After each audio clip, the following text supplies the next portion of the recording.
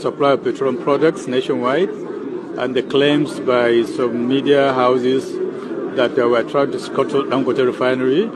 That is not so. Dangote Refinery is still in the pre-commissioning stage. It has not been licensed yet. We haven't licensed them yet.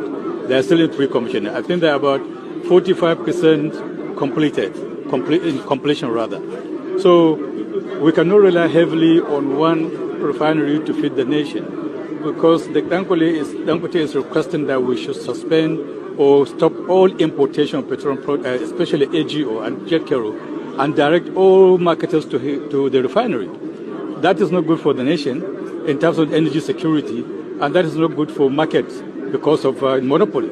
So in terms of quality, currently the AGO quality in terms of sulfur is the lowest as far as West African requirement of 50 ppm. Dangote Refinery, as well as some modular refineries, like Walter Smith Refinery, Arada Refinery, they produce between 650 to 1,200 ppm. So in terms of quality, their quality is much, much inferior to the imported quality.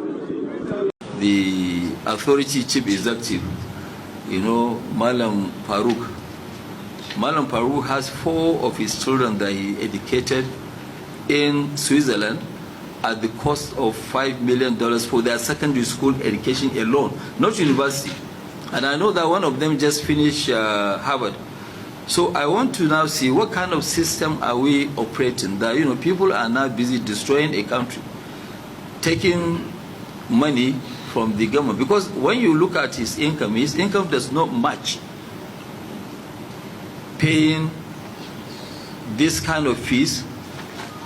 I think even if it's me paying $5 million for 6 years for my 4 children, the taxman has to look at my taxes, how much I paid. And really, this sort of thing, we're not going to allow it to continue. We'll take it up to the highest authority so that they will look at it. People who have done something wrong must be prosecuted. It must be prosecuted, because there is actually no way where somebody will now come. I mean, today, from where he comes from, Sokoto, people are struggling to pay 100,000 naira for school fees of secondary school. And a lot of children are at home, not going to school because of 100,000 naira. Hey there, amazing viewers. Welcome back to Pulse Niger News Channel, your absolute #1 spot for the hottest, most unfiltered Nigerian political and economic gist. Today, we are diving into a story that isn't just shaking the table, it's breaking the legs of the table.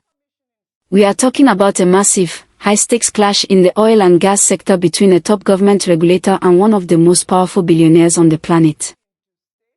You've seen the headlines flying around social media like wildfire. You've seen the accusations.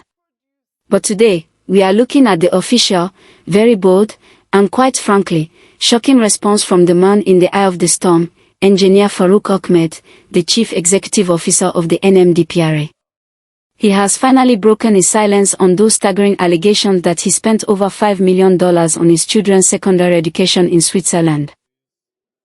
This gist is incredibly sweet because it's not every day you see a top Nigerian official coming out to declare his salary down to the last kobo and inviting the EFCC to come and check his life.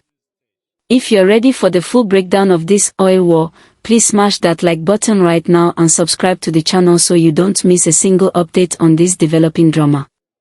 Let's get straight to the point. The allegation out there, largely fueled by the Dangote camp, is that Engineer Farouk's children are living a luxury life abroad that simply doesn't add up when you look at a government salary. We are talking about elite Swiss schools like L'Urosi and Aiglon College. But Farouk has come out with a detailed, 30-year history of his life to explain where the money came from. Farouk says he is not a newcomer to money. He reminds us that he has been in the petroleum sector since 1991.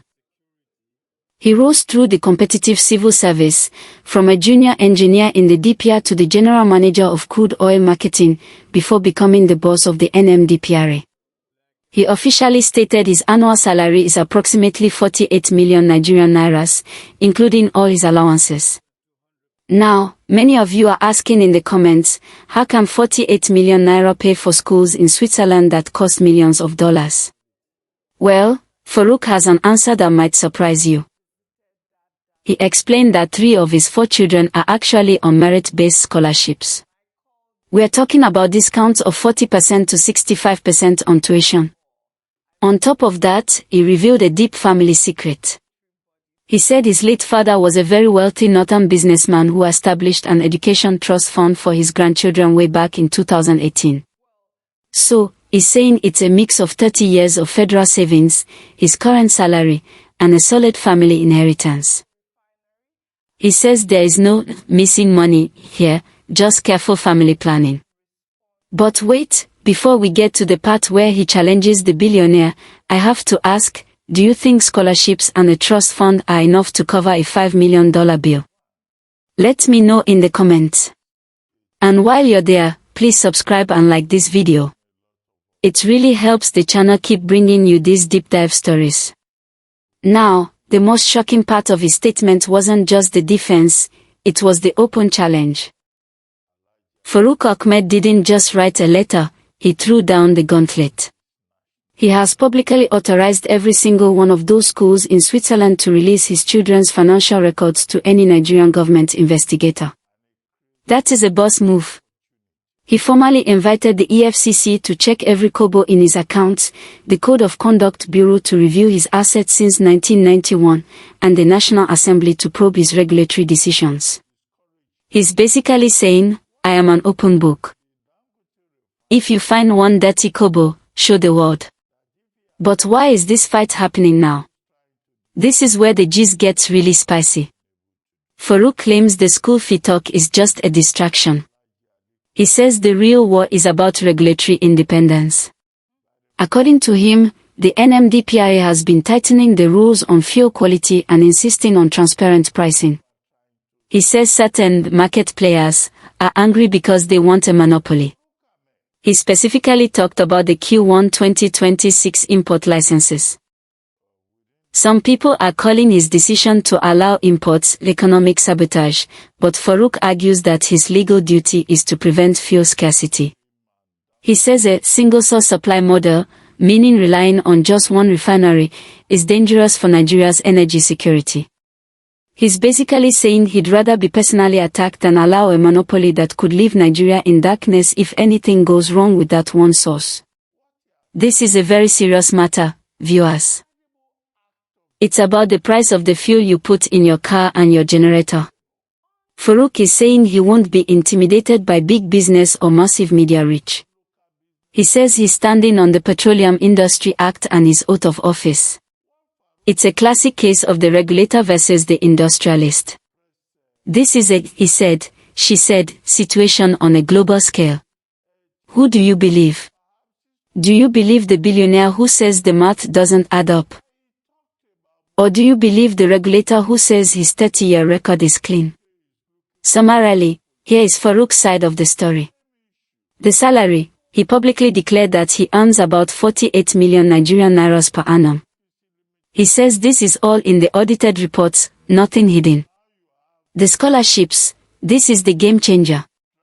He claims 3 of his 4 children didn't pay full price. They got merit-based scholarships covering 40% to 65% of the cost. The family legacy.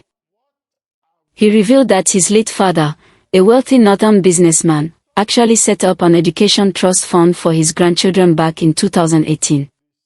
So, the money isn't just from his pocket, it's a family investment. I have spent 30 years in public service.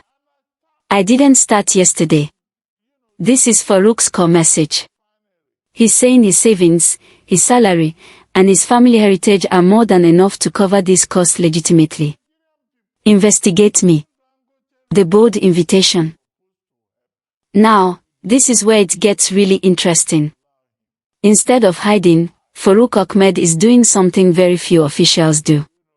He has publicly authorized all those Swiss schools to open their financial records to Nigerian investigators. He didn't stop there. He formally invited the EFCC to check every single kobo in his accounts, the Code of Conduct Bureau to review his assets since 1991, the National Assembly to probe his regulatory decisions. This is a man who sounds very confident. He's basically saying, if you find any stolen money, let the world know. Why is this happening now? The oil war a gist. Farouk says this isn't actually about school fees. He claims this is a distraction.